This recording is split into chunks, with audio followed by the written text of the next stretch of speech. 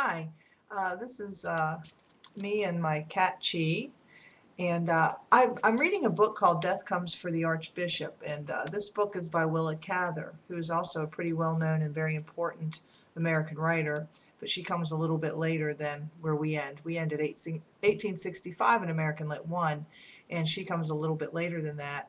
And she was born in Virginia, but moved at an early age to Nebraska, and a lot of her writing takes place in the Southwest. However, as I was reading this book, there was a passage that struck me, and I just had to share it with you all. Because part of what we looked at in the beginning of this course was the difference between the Native American worldview and way of being in the world and the European worldview and way of being in the world. In this particular book, Father Latour is the Archbishop who lives out there in the Southwest. He's a missionary, and a lot of times he has to travel across the desert, etc., to get to his various places where his people are, so that he can perform baptisms and marriage ceremonies, etc. And he usually has a guide to take him named Jacinta, and he also has a friend named Eusebio, who's a Native American, who's a Navajo. And there's a passage where these two men are traveling together, where Eusebio and Father Latour are traveling together, and there's commentary about the different ways in which the Native Americans and which the white man sort of are in the landscape, and I wanted to share that with you. It really might help you if you're planning to do Project 1 somehow related to the Native Americans. It's something to think about. I just had to share it with you. I don't have the right page.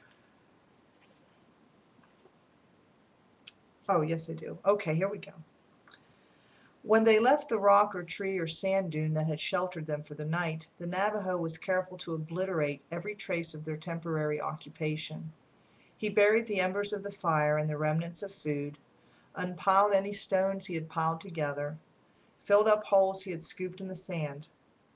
Since this was exactly Jacinta's procedure, Father Latour judged that, just as it was the white man's way to assert himself in the landscape, to change it, make it over a little, or at least to leave some mark or memorial of his sojourn, it was the Indian's way to pass through a country without disturbing anything, to pass and leave no trace, like fish through the water or birds through the air.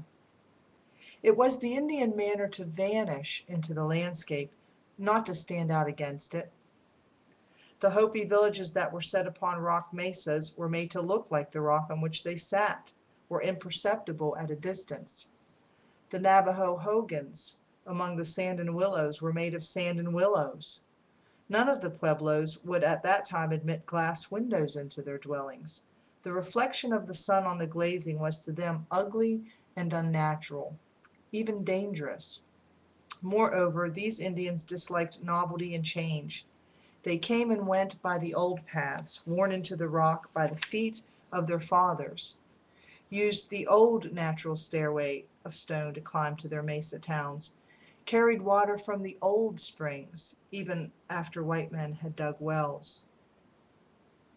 They seemed to have none of the Europeans' desire to, quote, master nature, to arrange and recreate. They spent their ingenuity in another direction, in accommodating themselves to the scene in which they found themselves. This was not so much from indolence, the bishop thought, as from an inherited caution and respect. It was as if the great country were asleep, and they wished to carry on their lives without awakening it, or as if the spirits of earth and air and water were things not to antagonize and arouse.